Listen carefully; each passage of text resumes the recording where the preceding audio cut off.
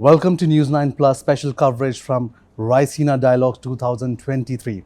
We have today with us Mr. Róbert Vass, founder and president, GLOBSEC, Slovak Republic. Thank you for joining us out here. Thank you very much. My first question to you is that in historical terms, if we see Middle East and Europe had not much of a tie-up with India per se. Anything little trade and there and there's, but nothing to speak substantial about. Why is that? So what was the reason it was like that? So, when it comes specifically to Eastern Europe, India is somehow a new emerging partner. We are seeing more and more bilateral relations building up. Last year, we have hosted your Foreign Minister Jai Shankar at the GLOBSEC Forum, where he had several very important bilateral meetings from the region. And since then on, this has been building up, meeting with the ministers of foreign affairs of Czech Republic, Slovakia, Austria. Today, a visit of a lot of Central European foreign ministers here in India. We are seeing that India is a new emerging partner for Central Europe. And this can be, in the years to come, a game changer because India is growing pretty fast. It's adding to its economy every year, $500 billion.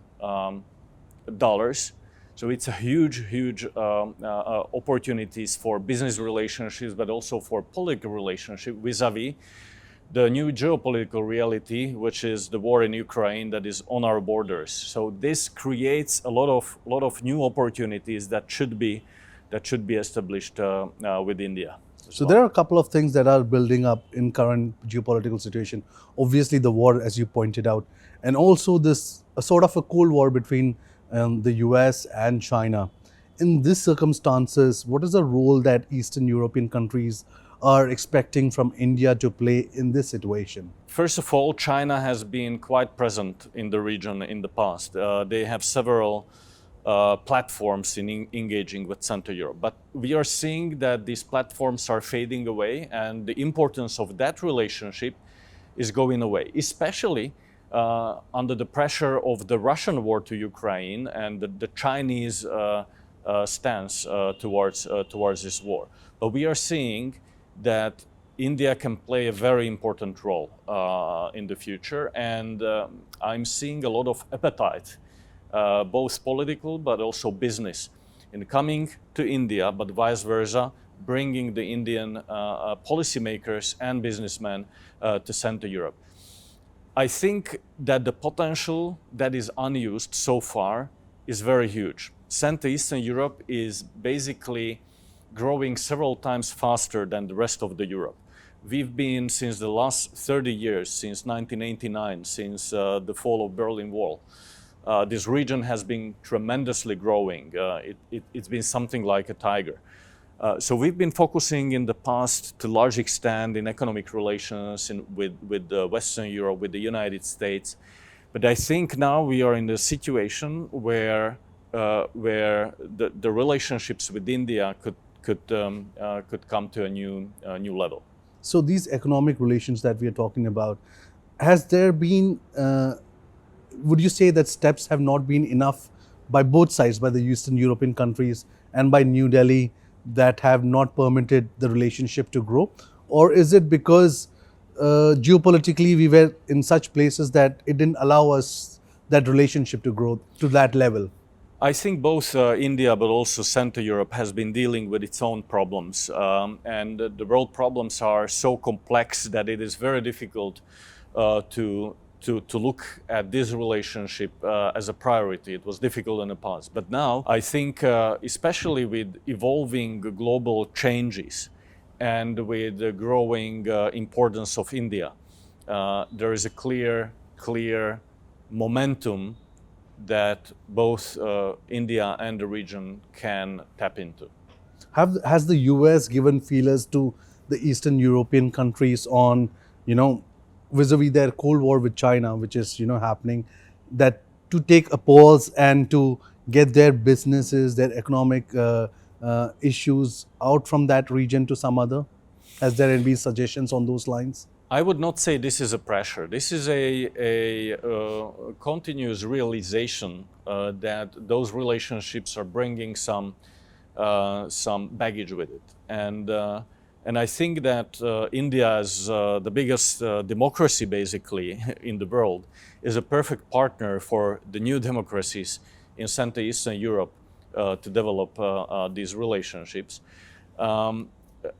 But we also know what does it build an economy from scratch, basically. 30 years ago, we needed to start to build the economy from the central planning into free market economy. And this is something that brings a lot of dynamism. And I see a lot of dynamism here in India.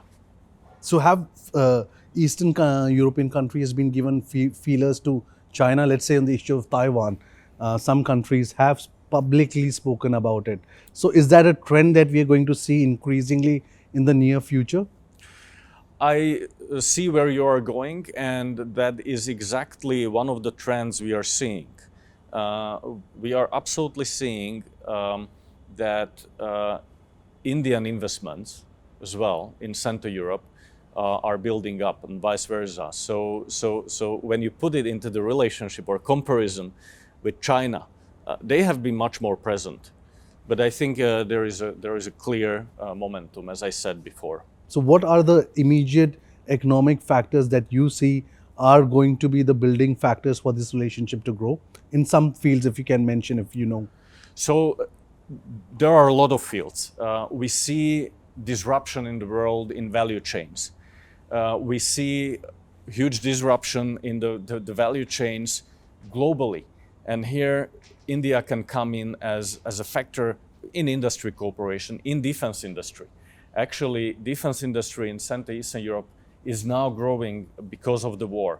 There is a need for more joint cooperations across the world for this. But when we talk about other industry like automotive, Tata Motor is a big investor also in Slovakia. We see changing environment in terms of green economy, in terms of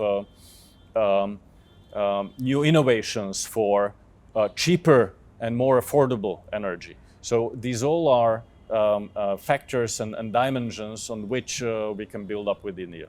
And how do you see, if I come to the war now, the Russia-Ukraine war that is raging on for the past 1 year, how is it affecting the neighboring countries in terms of, what's next? If Ukraine is now, what's next? Is that a question that continues to rankle, or is it a Ukraine and isolated case vis-a-vis Russia? Ukraine absolutely is not an isolated case. This is a transformational war with global consequences.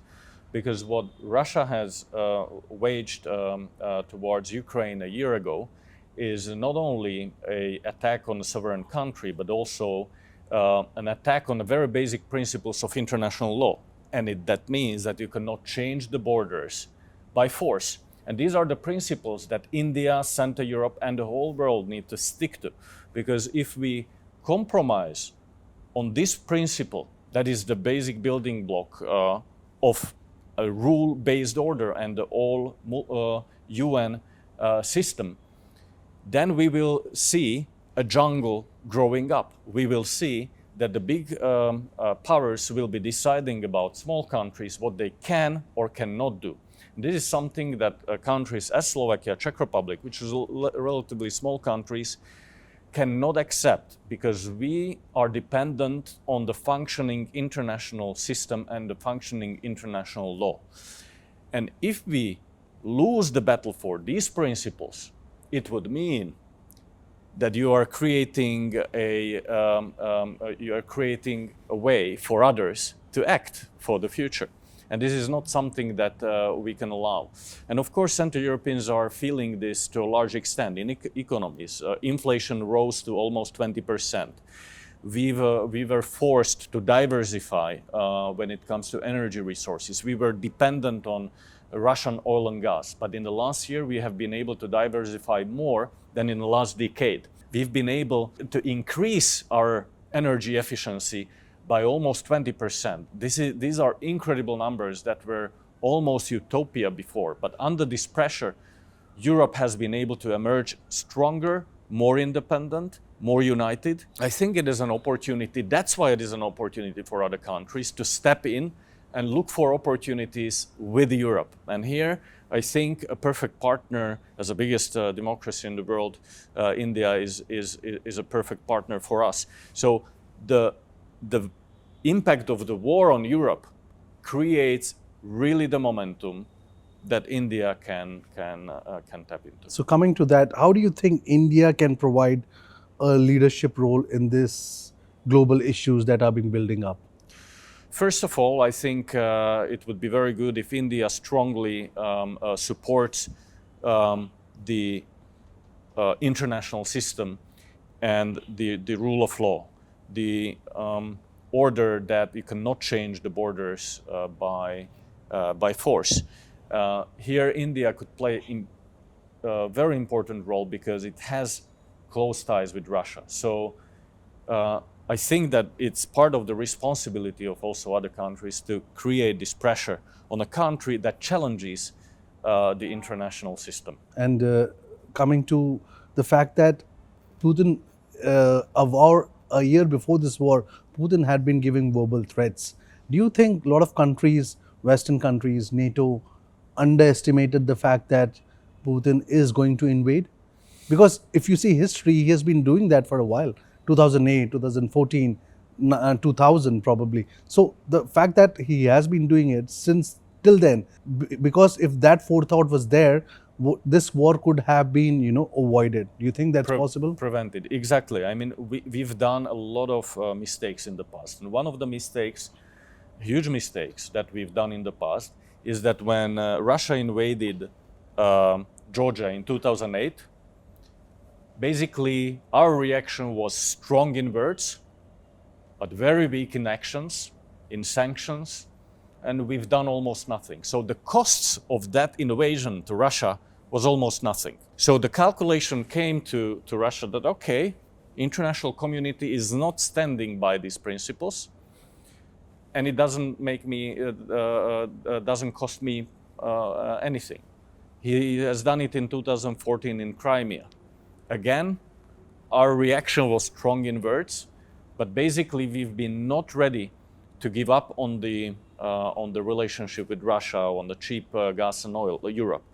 But now we realized when he's done it for the third time in 2022, a full-scale invasion, that we cannot continue. And I think after 1 year, Russia has lost its credibility as a stable supplier of energy to Europe, and it cannot recover it anymore. I cannot imagine a government in Europe that would trust Russia as a stable energy supplier for the future. They lost this credibility for a long time. So politically, you see also the UN voting, 140 countries voting with Ukraine. This is something where Russia finds itself alone and finds itself strategically defeated. It's still fighting on the battleground, but politically, I think after 1 year, they lost. Thank you, Mr. Róbert Vass, for speaking to News9 Plus. It was a pleasure. Thank you.